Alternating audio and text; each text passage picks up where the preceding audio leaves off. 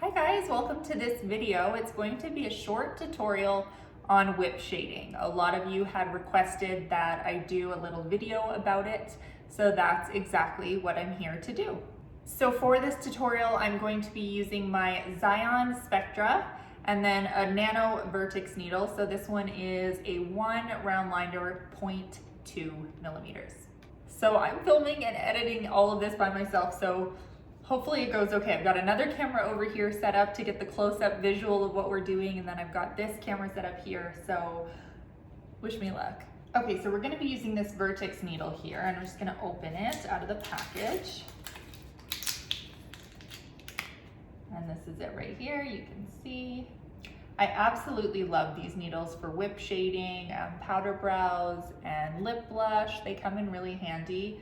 And they give a very soft pixelation, which I really like. So I'm gonna go ahead and pop that on there, nice and tight. I don't have my machine wrapped because I'm not working on a person, and I like to show off the pink machine when I get the opportunity to, so it's not wrapped today, but I am gloved up just for safety, needle pricks and what have you. I'm gonna be using a permablend pigment here on my practice skin. So I've set my power supply to 5.4. Lately I've been enjoying working it on a slower speed. So that's kind of been my range between 5 and 6 lately. So I'm gonna start it on 5.4. And you can see I've set my needle depth to just about 1.5 millimeters. I'm probably gonna dial it down just a smidge. Yeah, that should be good right there. Okay, so we're gonna load up our cartridge. So just holding it in there, pulling pigment up the nozzle so that we've got a lot of pigment to work with. And then I'm just gonna clean off any excess that we don't need. And we're gonna start on the back of the practice skin so we've got lots of work room. So when we're whip shading, we wanna make sure our machine is held at a 90-degree angle. Our pinky is there to stabilize on the practice skin or on the client's face. And the majority of the range of motion that you're going to get in your machine is coming from this pointer finger right here. Your thumb should just be nice and loose. You don't want it to be like death grip on the machine, but it's just there to kind of cradle the machine, and most of the movement, like I said, is just coming straight from this finger. We want to make sure we're not using our wrist very much, but more so just the fingers. That's what I find a lot of students when they're beginning tend to want to use their wrist, but I have to almost lock their wrist in place so that they can get used to this motion right here. So we're gonna start our back and forth swing with the pendulum prior to even touching down on the practice pad. Then we're gonna hover and get closer to the pad.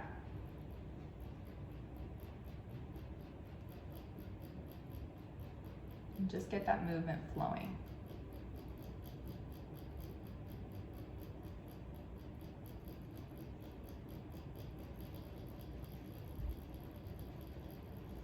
Just loosening up my hand here a little bit and getting used to the motion. So I want to show you guys a couple different things. Right now, I just want you to listen. So listen to the sound difference of when I'm pulling towards me. So right now, when I'm whipping, I'm just doing this motion. So I'm coming down, up, down, up. So the needle is actually only touching the practice pad when I'm pulling it towards myself. So let's listen to that sound.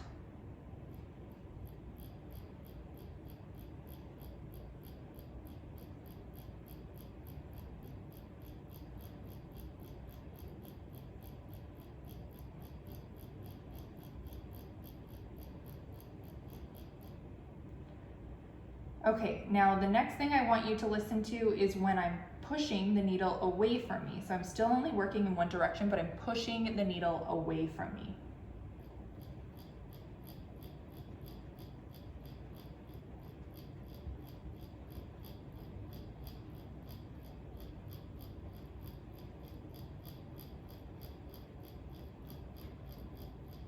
Sounds pretty similar. Now we're going to do back and forth. So the needle is connecting to the practice skin when we move towards us and away from us. So it's more of a true pendulum motion. Might have to grab a little bit more ink for this.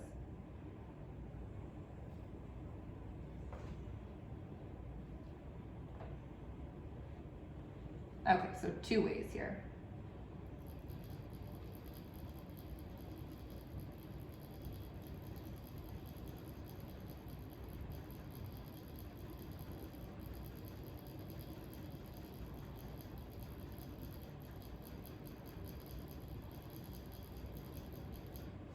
Okay, so those are essentially your three options for whip shading. So it's either flicking away from you, pulling towards you, or both directions, back and forth. Obviously, both directions you're going to get more color payoff, but I do find for beginners, it's easier to start with just one direction. Whichever direction it may be, pulling towards you or away from you, I don't think that one is better than the other. For me, when I first started whip shading, I was always pulling the needle towards myself. That was the direction that I like to work. I'd say about a year ago, I started flicking away from myself, and I found I got better color payoff when I was doing that. So I find that there's a little bit more traction with the skin when I'm flicking away from myself. However, there's more risk of damage. So if I'm looking for that really, really soft pixelation, I tend to pull towards myself, and if I'm looking to pack a little bit of color or get a little bit more density, I will flick away from myself. And then somewhere in between, if I'm feeling like I want to get more color in there and work a little bit quicker, then I will go back and forth. But most of the time, I like to just flick away in one direction. Okay, so here we can see this was just me kind of starting off and playing. Here was pulling towards myself, here was pushing away from myself, and here was both directions. So we're gonna clean them off and then we'll take a look and see what they look like. Okay, so here you can see them up close. If you guys wanna know the trick to cleaning practice skins, it's with oil. So first cleanse your ink with water and then use a little bit of oil, whether it be coconut oil or baby oil. So here you can see firsthand, this is just where we placed our needle down to get in the groove. Here was pulling towards myself, here was flicking away from myself, here was both directions. So we got more color payoff here, that's for sure, and that's a given. So now we're gonna take another look from a different angle. Here you can see straight on, I'm holding the machine 90 degrees, and I'm flicking away from myself. So watch the range of movement in my fingers. And we'll start right over here.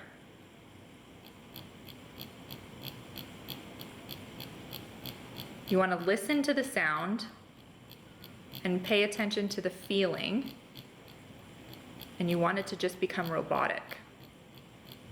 It's all about consistency. So now I want to show you a way to kick your whip shading up a notch. So if you're really wanting to get some color in there, I know we always tell you to work at a 90-degree angle, but sometimes that doesn't work for everybody's skin, so we have to tilt the machine a little. So rather than working straight up and down like this, I will tilt my machine towards me ever so slightly, like just a little bit, to give me more traction on the skin. We're gonna start in this section here, just working our machine 90 degrees like we usually do, and we'll take a look at the color payoff, and we'll even count. So I'm gonna count to 10. 1, 2, 3, 4, 5, 6, 7, 8, 9, 10. Now on the next section, we're gonna tilt our machine this way a little bit. So rather than being 90 degrees, we're gonna tilt it back just a little bit, and we're gonna take a look and see how that looks different. So tilting our machine back a little bit, and 1, 2, 3, 4, 5, 6, 7, 8, 9, 10. Now let's take a look at that up close and see the difference. So you can see the difference in saturation. Right here we've got some darker pixels. They're a little bit bolder. Here you've got that really soft, airy pixel. So that is a little trick. Again, you do risk damaging the skin if you're working too aggressive with it, so you do have to be careful. But the tiny bit of tilt in your machine, you are going to see more traction in the skin and more color payoff. This is a great way to get in and out of the skin quickly.